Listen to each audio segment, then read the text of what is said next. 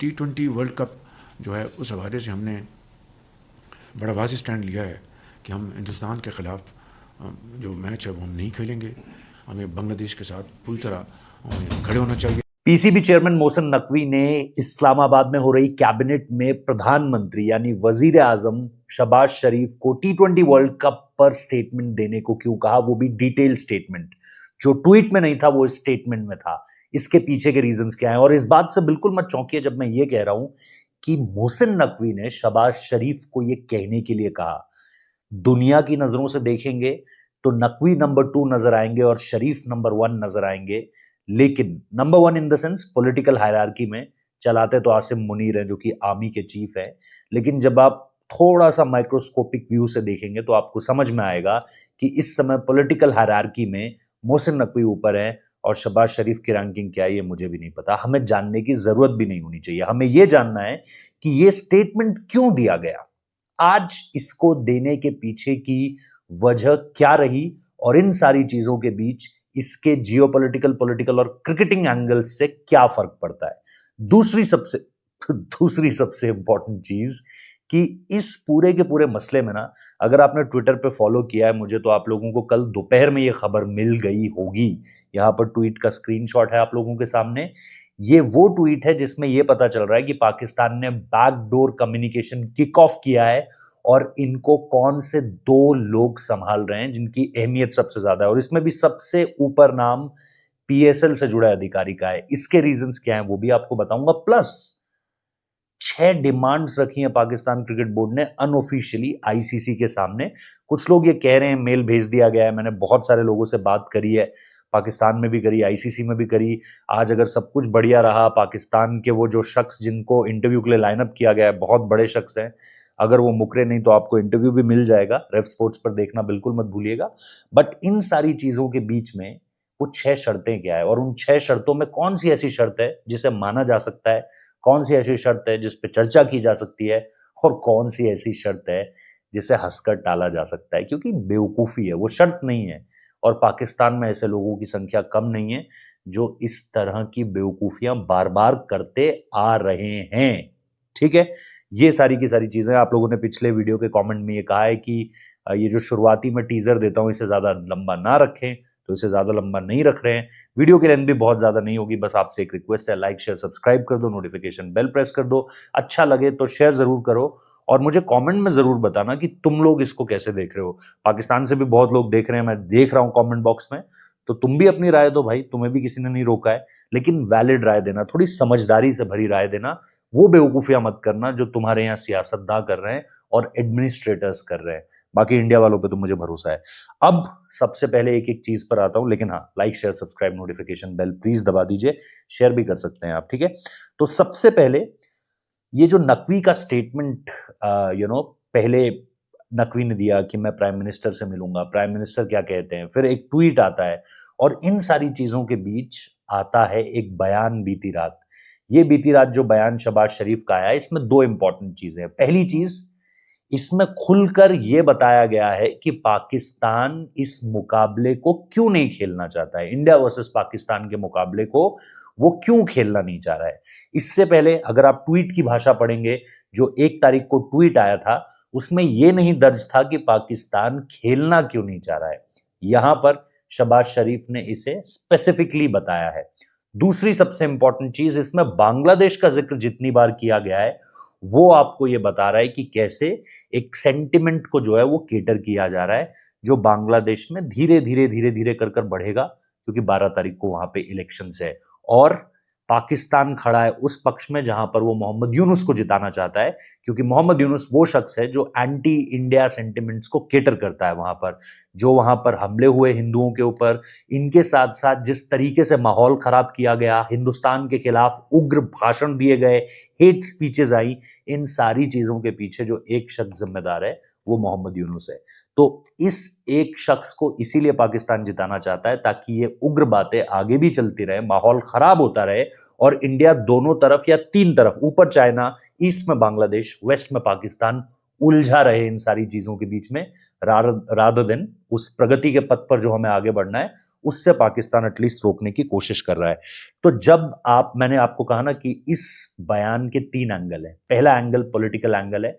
Political angle मतलब पाकिस्तान के अंदर, with in Pakistan vicinity, with in its border, आपको अपनी आवाम को बताना है कि देखो हमारा प्रधानमंत्री भी उसी पेज पर है जहां पर हमारा चेयरमैन है, हमारी क्रिकेट टीम भी उसी पेज पर है, और हम हिंदुस्तान को लगातार चैलेंज करते हुए आ रहे हैं, चुनौती देते हुए आ रहे हैं। आईसीसी को भी हमने घुटनों पर ला दिया, ऐसा उनका क्लेम है।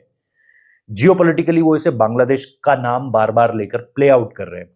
क्रिकेटिंग वाइज एक चीज जो मैं आपको बीते 2-3 दिन से बता रहा हूं कि ये जो एमपीए है, मेंबर्स पार्टिसिपेशन एक्ट है, इसमें एक ही तरह से पाकिस्तान बच सकता है, वो है फोर्स मेजोर क्लॉज।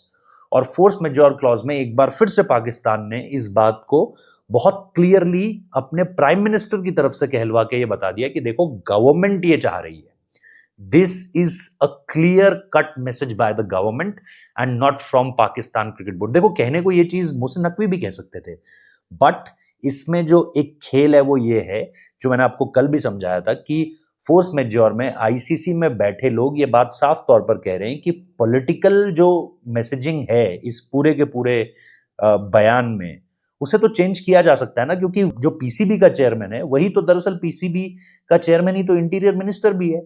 तो पॉलिटिकली इसमें थोड़ा सा एक कॉन्फ्लिक्ट ऑफ इंटरेस्ट नजर आता है। मैंने आपको कल बहुत अच्छे तरीके से इस बात को बताया था कि कैसे इसमें कहीं ना कहीं एक कॉन्फ्लिक्ट ऑफ इंटरेस्ट की बू आती है। तो उस चीज को तो ठीक किया जा सकता है, लेकिन इसीलिए मोहसिन नकवी ने चतुराई के साथ, आप मानो ना मानो, he is a very shrewd politician, he is someone जिसके अंदर इन मामलों में बहुत ज्यादा बुद्धि छुपी हुई है। तो राजनीति के जो सारे के सारे फैसले हैं ना, वो बड़े कमाल के लेता है Mohsin Naqvi, without a doubt. ठीक है, एडमिनिस्ट्रेटिव लेवल पे आप कहेंगे कि ठेंगा ही दिखाया जा सकता है, पाकिस्तान क्रिकेट बोर्ड, पाकिस्तान की क्रिकेट पे उसकी जीरो नॉलेज है, लेकिन पॉलिटिकली किसी मुद्दे को कैसे भुनाना है, भाई साहब बंदा बहुत आगे जाएगा, प्रधानमंत्री बनेगा।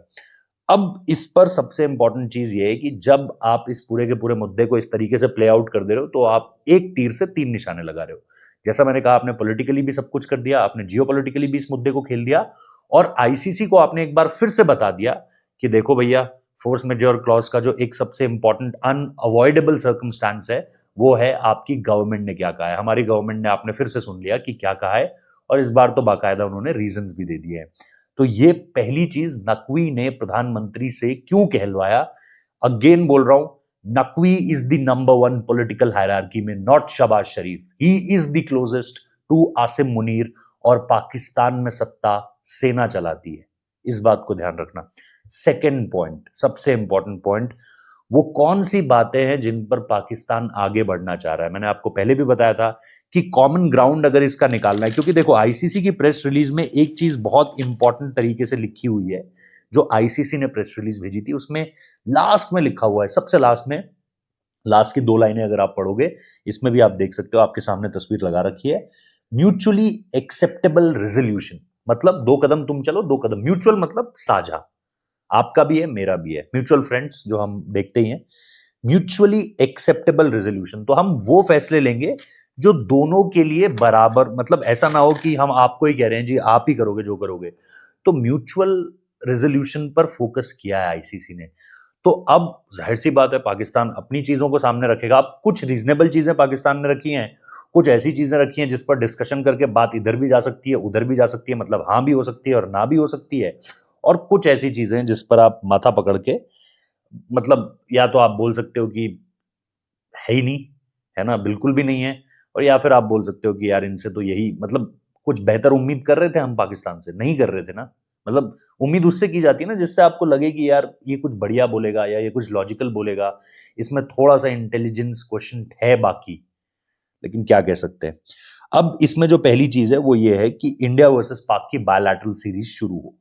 एक ये सबसे इंपॉर्टेंट पॉइंट इसमें रखने की पाकिस्तान चेष्टा करेगा कि India versus Pakistan bilateral series, और इसमें फिर वो, मैं अगेन, आप लोगों में से कई लोगों ने कमेंट बॉक्स में लिखा है 2014-15 वाला वो 7 बायलैटरल सीरीज का जो मसला है उसे समझाइए हमें, मैं समझा दूंगा, उसको भी समझा दूंगा आप लोगों को कि कैसे एक बायलैटरल सीरीज का पूरा एक खाका तैयार होता है, कि 6-7 बायलैटरल सीरीज होगी। उसका पहला जो पार्ट था वो 2012-13 की वो सीरीज थी, जब पाकिस्तान इंडिया आया, उन्होंने इंडिया को हराया भी, भुवनेश्वर कुमार का डेब्यू हुआ था जहां पर।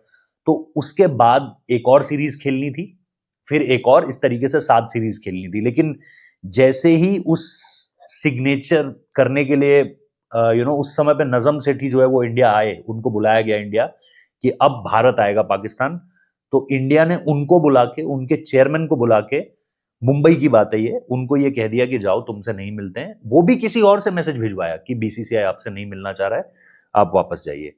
और ये खुद नजम सेठी ने एक्सेप्ट किया है कि भाई हमको बिना मिले, तो मतलब इतनी बड़ी बेइज्जती कर दी हमारी, तो बहुत बड़ी बेइज्जती हो चुकी थी।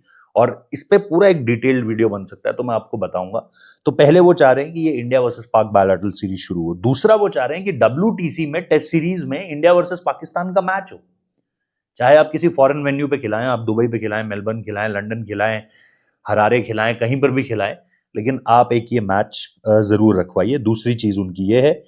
तीसरी चीज उनकी ये है कि ये न्यूट्रल वेन्यू की जो दिक्कत है ना, इसको भी खत्म किया जाए। दोनों देश एक दूसरे, देखो पाकिस्तान ये क्लेम कर रहा है कि अब हम सिक्योर मुल्क है। अब ठीक है, इस पे आप हंस सकते हो, बिल्कुल आपको जो ठीक लगता है। मैं आपको एग्जैक्टली वर्ड टू वर्ड वो 6 पॉइंट्स यहां पर जो मैंने लिखे हुए हैं, उन 6 पॉइंट्स को पढ़कर बता रहा हूं जो मुझे बताए गए हैं। और इन 6 पॉइंट्स में ये तीसरा पॉइंट है कि न्यूट्रल वेन्यू खत्म किए जाएं। मतलब ये जो कोलंबो जाना है, दुबई जाना है, कहीं और जाना है, नहीं, आप हमारे घर पे आएंगे, हम आपके घर पे आएंगे। आगे से जो एफटीपी जो अगली तय होगी, जो आईसीसी की भी जो एफटीपी तय होगी, जो ब्रॉडकास्ट तय होगा, उसमें ये बात रखी जाएगी।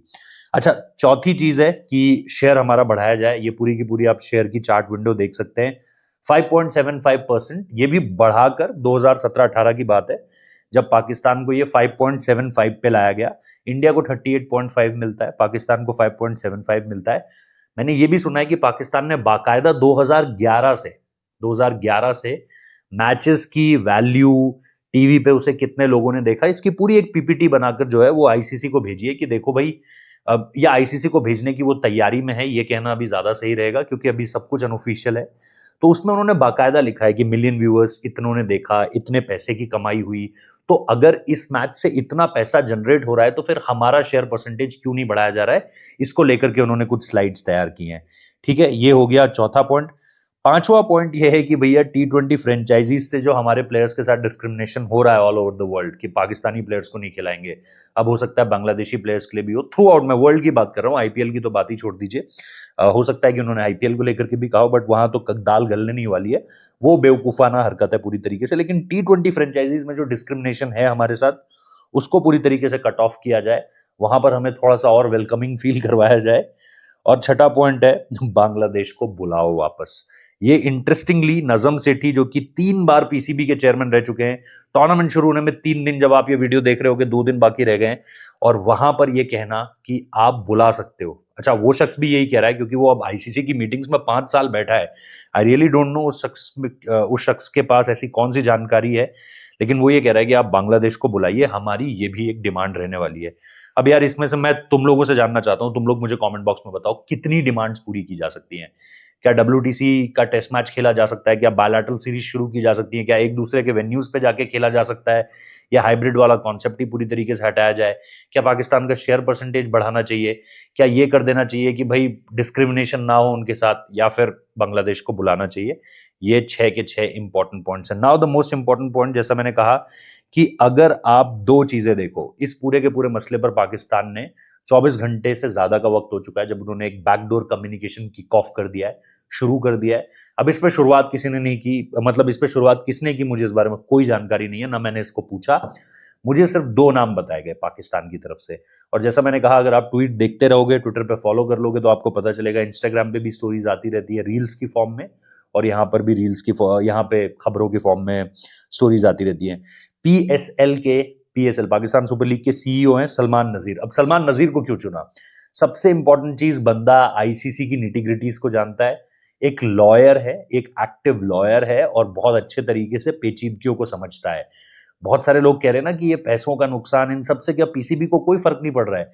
पीसीबी ने, मैं आपको बता रहा हूं, सिर्फ देसी लॉयर्स नहीं अपने, ठीक है, देसी लॉयर्स पे तो आप बोलो क्या भरोसा, कितना भरोसा होना, लेकिन उन्होंने इंटरनेशनल लॉयर्स से भी ये बात पूछवाई है। और मैंने आपको एक नाम और बताया था, पता नहीं वो नाम मुझे मिल नहीं रहा है, लेकिन एक और नाम है जो पाकिस्तान की विद इन विसिनिटी में है, जिनको लेकर उन्होंने ये कहा है। हाँ, तफजुल रिजवी साहब, इनको भी उन्होंने बोला है कि बॉस आप भी देखिए, इंटरनेशनल लॉयर्स के पास भी वो गए, और ये जो सारा पैसों की बात की जा रही है ना, उसमें पाकिस्तान को पता है कि दे आर प्लेइंग सेफ। तो ये मुझे बताया गया है, और सलमान नजीर इन सारी चीजों को बहुत अच्छे तरीके से जानते हैं। पीसीबी के जो सीओओ हैं दूसरे शख्स सुमैर अहमद, ये सिर्फ इस पूरी की पूरी चर्चा में इस वजह से हैं because he is the one closest to Naqvi. ये नकवी के बहुत क्लोज है, और ऐसे मामलों पे, चाहे कैसे भी मामलों पे, नकवी को कोई ना कोई अपना चमचा चाहिए होता है। चिंटू पिंटू, अब वो चिंटू पिंटू मीडिया की फील्ड में भी हैं, वो लीगल टीम में भी हैं, वो एडमिनिस्ट्रेटिव टीम में भी हैं, वो हर जगह पर मौजूद हैं। ठीक है, एक दो चिंटू पिंटू जो है वो कोलंबो भी पहुंच चुके हैं, देखा ही होगा आपने, वहां जाके दहाड़े मार रहा है। जब इंडियन मीडिया आएगा तो फिर बोलेगा कि तुम मुझे ऐसे क्यों बोलते हो, मुझे वैसे क्यों बोलते हो, ये सब चीजें वो बोलेगा, और फिर रोएगा। और फिर जब पाकिस्तान हारेगी और उसके सामने कैमरा लेके जाया जाएगा, तो फिर बोलेगा मेरे मुंह पे कैमरा क्यों कर रहे हो। तो इस तरह की बहुत सारी चीजें आपको रेव स्पोर्ट्स पर मिलने वाली हैं। तो जुड़े रहिए, बने रहिए, सब्सक्राइब कर दीजिए, लाइक कर दीजिए, नोटिफिकेशन बेल प्रेस कर दीजिए, और मुझे अपनी राय ज़रूर बताएं कमेंट बॉक्स में। प्लीज़ लाइक कर देना वीडियो को, जो आप सपोर्ट दिखा रहे हैं उसके लिए बहुत बहुत शुक्रिया। डिटेल्स आपको मिलती रहेंगी। होपफुली आज शाम को आपको एक बहुत बड़ा इंटरव्यू मिलने वाला है, और उस बहुत बड़े इंटरव्यू में आपको बहुत सारे सवालों के जवाब भी मिलेंगे। अगले 24 से 48 घंटों में you can expect something big. ये जो आईसीसी और पीसीबी के बीच चल रहा है, बैकडोर कम्युनिकेशन चल रही हैं, ये भी मुझे बताया गया है। सो या, होपिंग फॉर दैट। और इंटरव्यू आएगा रेव स्पोर्ट्स पे, रेव स्पोर्ट्स हिंदी पे टू बी वेरी प्रिसाइज, तो जरूर देखिएगा। Thank you so much, bye bye, take care.